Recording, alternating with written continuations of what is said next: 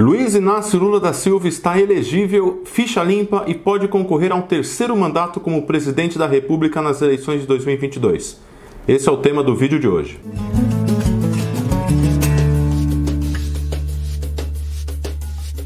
Fala pessoal, tudo bom? Eu sou o Caio Bruno, jornalista e especialista em marketing político. Muito obrigado pela sua audiência e se você ainda não se inscreveu, se inscreva no canal, comente e compartilhe com os amigos. O Supremo Tribunal Federal decidiu na noite da última quinta-feira, 15 de abril, rejeitar o recurso da Procuradoria-Geral da República que buscava reverter as anulações das condenações do ex-presidente Lula na Vara Federal de Curitiba no âmbito da Lava Jato. Essa decisão de anular os processos do ex-presidente Lula na Vara Federal de Curitiba foi dada no último dia 8 de março pelo ministro Edson Fachin, que é o relator dos casos da Lava Jato no Supremo. De acordo com a decisão do ministro Fachin, os processos seriam remetidos à Justiça Federal do Distrito Federal e iam retornar à estaca zero. Entretanto, o ministro Alexandre de Moraes, na votação da última quinta-feira, questionou se a Justiça Federal do DF seria realmente o juizado natural e não São Paulo, já que os casos remetem a São Paulo. Guarujá, Atibaia e as duas ações do Instituto Lula são no estado de São Paulo. E aí isso vai ser decidido ainda pelo Supremo na próxima semana, se vai para o Distrito Federal ou se vai para São Paulo. É importante lembrar também que a decisão do STF não inocenta o ex-presidente Lula.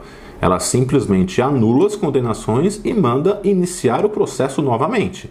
Então Lula não foi inocentado, ele simplesmente teve as condenações anuladas, o que evidentemente nesse momento o torna elegível, sem condenação em nenhuma instância e candidato ao que ele quiser em 2022, no caso ao presidente da República. Evidente que desde a decisão monocrática do ministro Fachin no dia 8 de março, o retorno do ex-presidente Lula ao cenário eleitoral, ao jogo político, causou desdobramentos imediatos. E o retorno do ex-presidente Lula ao cenário político veio numa péssima hora para o presidente Jair Bolsonaro. O governo dele está numa má fase. Aumento da rejeição, queda na popularidade e uma CPI da Covid-19 instalada no Senado Federal que tudo indica que vai ser hostil ao seu governo e à sua gestão durante a pandemia da Covid-19. Mesmo antes da decisão indefinitiva do STF, o ex-presidente Lula já pontuava muito bem nas últimas pesquisas eleitorais.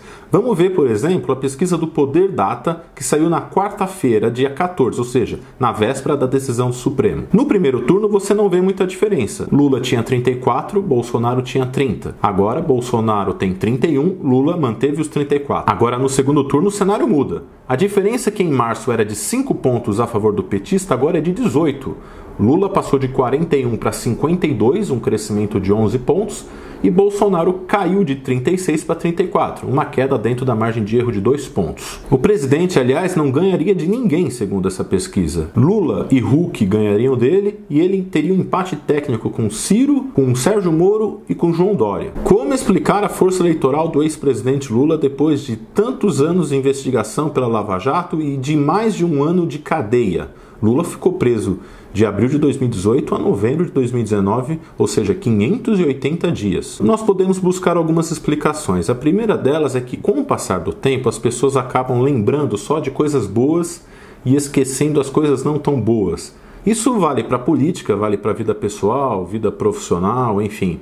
É uma característica do ser humano. E é inegável que no período do governo Lula, de 2003 a 2010, o país passou por uma bonança econômica, teve um crescimento muito alto do poderio econômico das pessoas, as pessoas consumiram mais, chegamos a quase ter uma situação de pleno emprego, né? O desemprego estava muito baixo. Enfim, foi um período de bonança econômica. Melhorou a vida das pessoas, mudou a vida das pessoas. Inclusive na área social, com Bolsa Família, com o ProUni, com Minha Casa Minha Vida, enfim, várias ações. Então essa memória afetiva vem muito à tona quando se lembra do período do governo Lula. Nós não podemos esquecer que Lula saiu do governo com 87% de aprovação. Se de um lado nós temos o ex-presidente Lula e de outro o presidente Bolsonaro, como é que o centro, que busca uma candidatura de terceira via, está analisando e está agindo diante desse novo quadro político? O chamado centro democrático, que vai ali do PSDB, MDB, DEM, PDT, ele está tentando uma candidatura única como terceira via. Inclusive tem um vídeo aqui no canal explicando e falando sobre essa candidatura de centro. Vocês podem acessar e assistir esse vídeo. O que eu vejo é que nesse momento as atenções estão totalmente focadas para o presidente Jair Bolsonaro e para o ex-presidente Lula. O centro parece não conseguir se inserir na agenda política, não consegue ditar um rumo na pauta político-eleitoral. Se o tempo urge para todo mundo, para o centro mais ainda, porque ele precisa para ontem mostrar uma pré-candidatura com plataforma, com projetos para o país. Senão, nós vamos ter Lula contra Bolsonaro no segundo turno. E aqui eu quero fazer uma observação que eu acho interessante. Muita gente fala em extremos, que Lula é um extremo e Bolsonaro é um extremo. Eu não concordo. Eu não acho que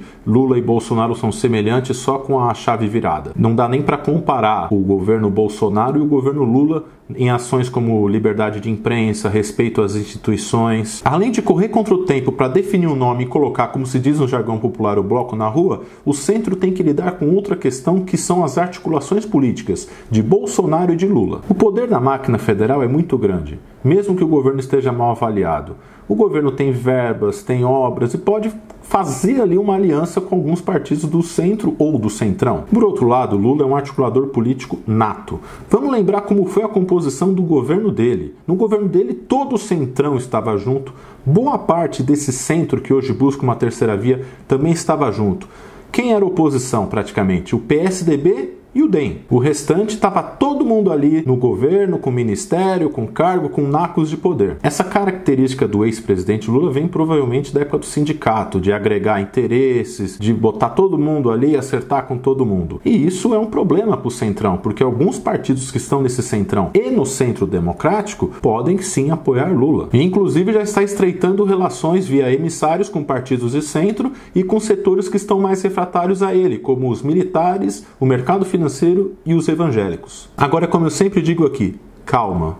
É jogo jogado? Lula está eleito? Vai ser Lula e Bolsonaro no segundo turno? Tem muito tempo ainda pela frente. Uma coisa é você construir uma candidatura, conforme eu falei num vídeo anterior, você construir uma pré-candidatura e uma candidatura a longo prazo. Outra coisa é você tentar definir, faltando 1 ano e meio para a eleição, o resultado dela. Isso não existe. Muita água vai passar embaixo da ponte ainda. Agora, uma coisa que é inevitável, caso Lula e Bolsonaro sejam candidatos, é que a eleição vai ter um gosto de plebiscito.